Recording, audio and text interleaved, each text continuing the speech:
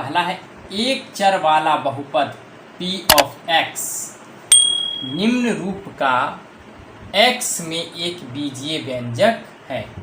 देखिए यहाँ पर ध्यान देना है, एक चर वाला बहुपद। कितने चर वाला? एक चर वाला। और वो भी क्या? p of x। वह किस रूप में रहेगा? p ऑफ x के रूप में, यानी चर है x, तो वह x में एक बीजीय व्यंजक है। किसमें है? x में, यानी बहुपद एक बीजीय व्यंजक होता है और वह इस रूप का होगा। कितने चर का? एक चर में होना चाहिए।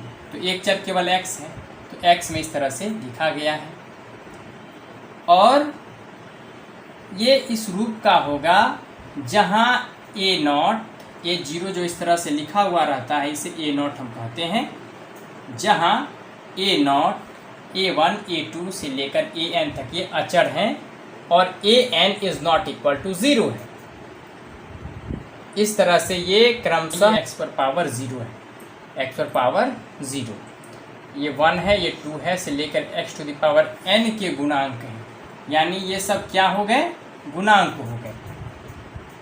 किसके गुणांक हो गए? इसके गुणांक हो गए। और n को बहुपद की घात हम कहते हैं, जो मैक्सिमम है। यहाँ पर n है मैक्सिमम पावर, और प्रत्येक an ये इस तरह से an x to the power n है, फिर an minus 1 x to the power n minus 1 जो है, इन्हें हम कहते हैं पद, बहुपद का पद। ये बहुपद क्या है? p ऑफ x है बहुपद, यानी बहुपद का नाम p ऑफ x हुआ और इनके पद ये हो गए। ये हो गया, ये दूसरा पद हुआ। इस तरह से सारे ये पद कहलाते हैं।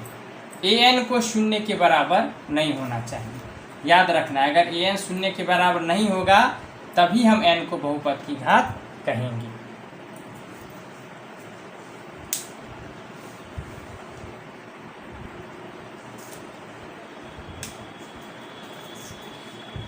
देखिए, एक पद वाले बहुपद को एक पदी कहा जाता है। एक पदी बहुपद भी कहते हैं या एक पदी भी कह सकते हैं। जैसे देखिए 5x, ये एक बहुपद है तो ये एक पद में है, इसलिए एक पदी हो गया। और एग्जाम्पल हम ले सकते हैं 2y लिख देते हैं, -9z लिख दें, तो ये तीन बहुपद ये एक पदी बहुपद हैं।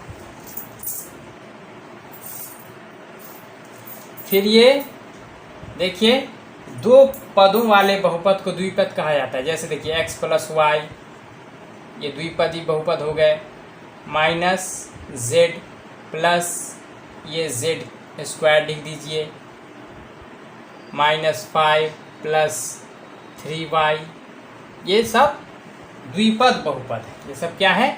द्विपद बहुपद। तीन पदों वाले बहुपद को क्या कहते हैं? त्रिपद। जैसे x plus y plus z, ये त्रिपद हो गए। ये -x minus y plus z square, ये सब त्रिपद हो गए। तो ये त्रिपद बहुपद, ये भी त्रिपद बहुपद, तो ये त्रिपद हो गए। तो ये द्विपद का उदाहरण, ये एक पदी का उदाहरण। एक घात वाले बहुपद को रैखिक बहुपद कहा जाता है। तो एक घात, जैसे आप एक घात वाले बहुपद को क्या लिख सकते हैं? इसे मान लीजिए x प्लस 1 हो गया, तो मैक्सिमम पावर यहाँ चर की है वो 1 है। यहाँ देखिए कुछ नहीं छुपा हुआ, तो ये 1, कुछ नहीं अगर है तो यहाँ पे 1 है छुपा हुआ, तो इसे हम एक रैखिक बहुपद कह सकते हैं। फिर देखिए ये z प्लस 5 अगर लिख दें तो ये भी एक रैखिक बहुपद हो जाएगा। फिर हम 3y माइनस 7 लिखें तो ये भी क्या है? एक रैखिक बहुपद होगा। फिर देखिए, दो घात वाले बहुपद को द्विघाती बहुपद कहा जाता है। द्विघाती बहुपद के उदाहरण में हम क्या लिख सकते हैं? x स्क्वायर प्लस 3y लिखें तो ये द्विघाती बहुपद हो गया। तीन घात वाले बहुपद को त्रिघाती बहुपद कहा जाता है। अब जैसे एग्जाम्पल ले लें हम, x³ minus 3y square plus 3z square minus 5, तो इसमें ये त्रिघाती बहुपद है क्योंकि मैक्सिमम पावर कितना है? 3 है। तो इसलिए यह क्या है, त्रिघाती बहुपद। फिर देखिए 8 में, वास्तविक संख्या a बहुपद p ऑफ x का एक शून्यक होती है यदि p of a is equal to 0। मैंने पहले आपको बताया था कि चर राशि के स्थान पर ऐसी संख्या अगर हम रख दें जिससे कि p ऑफ a 0 हो जाए, यानी वह संख्या अगर ये मानते हैं तो उस संख्या को हम इसका शून्यक कहेंगे, यानी यह बहुपद को शून्य बनाने वाला है। शून्यक जैसे x प्लस 5 है, तो x के स्थान पर क्या रखेंगे कि x प्लस 5 शून्य हो जाए। तो निश्चित तौर पे अगर -5 ले लें तो -5 प्लस 5 इज इक्वल टू क्या हो जाएगा, 0 हो जाएगा। तो इसलिए ये -5 इसका शून्यक है। इस बहुपद का शून्यक क्या है, इस बहुपद का शून्यक -5 है। तो ये शून्यक हो गया इसका। इस तरह से एक चर में प्रत्येक रैखिक बहुपद का एक अद्वितीय शून्यक होता है। अद्वितीय मीन्स यूनिक। अद्वितीय का मतलब होता है यूनिक, जैसे UNIQUE लिख दे, यानी इसके समान कोई दूसरा नहीं होगा, इसलिए अद्वितीय शून्यक होता है। किसका, एक चर में प्रत्येक रैखिक बहुपद का। जैसे x प्लस 1, ये एक चर में एक रैखिक बहुपद हो गया। एक चर में है क्योंकि x में ही है, और रैखिक है क्योंकि घात इसका 1 है।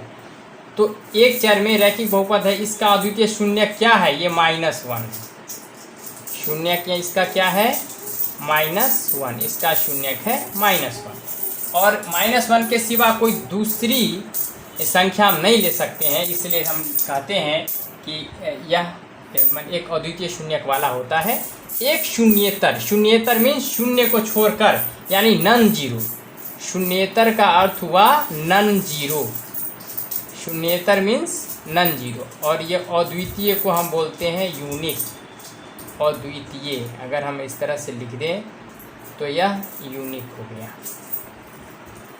तो ये नन जीरो, जीरो को छोड़कर, शून्य को छोड़कर अचर बहुपद का कोई शून्यक नहीं है। तो जैसे मान लीजिए 5 है, 5 एक नन जीरो है और वह अचर बहुपद है। 5 क्या है, अचर बहुपद। फिर -100 क्या है, एक अचर बहुपद है। तो इसका कोई शून्यक नहीं होगा।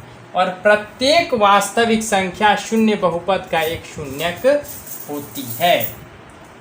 अब देखिए शून्य बहुपद क्या है। शून्य बहुपद मीन्स शून्य को ही हम शून्य बहुपद कहते हैं। तो जैसे शून्य है तो शून्य को हम शून्य, ये मल्टीप्लाइड बाय हम जैसे x अगर लिख दें तो कोई दिक्कत नहीं है। अब हम x के स्थान पर कोई भी वास्तविक संख्या ले लें तो फिर वही प्राप्त हो जाएगा। तो यहाँ कहते हैं प्रत्येक वास्तविक संख्या शून्य बहुपद का एक शून्यक होती है। ध्यान रखना क्या है कि एक से अधिक या एक के बराबर घात वाला बहुपद हो। कौन, p ऑफ x। और p ऑफ x को रैखिक बहुपद x माइनस a से भाग दिया गया हो तो शेषफल p ऑफ a होता है। यदि p of a equal to 0 हो तो x माइनस a बहुपद p ऑफ x का एक गुणनखंड होता है। और यदि x minus a p of x का एक गुणनखंड हो तो p of a equal to 0 होता है। 12 से लेके 15 तक ये 4 सर्व समीकरणाएँ अति महत्वपूर्ण हैं। इन्हें आपको कंठस्थ रखना चाहिए क्योंकि ये भी प्रतियोगी परीक्षाओं में भी काफ़ी महत्वपूर्ण होती हैं। अगर आपको मेरा ये वीडियो अच्छा लगा है तो इसे लाइक करें और अपने दोस्तों और रिश्तेदारों को शेयर करें। मेरे चैनल पे नए हैं तो इसे सब्सक्राइब करें, लाल बटन है उसे दबाएं। यदि आप मेरे लेटेस्ट वीडियो को सबसे पहले देखना चाहते हैं तो बेल आइकन को जरूर दबाएं, यानी घंटी के निशान को दबाना ना भूलें।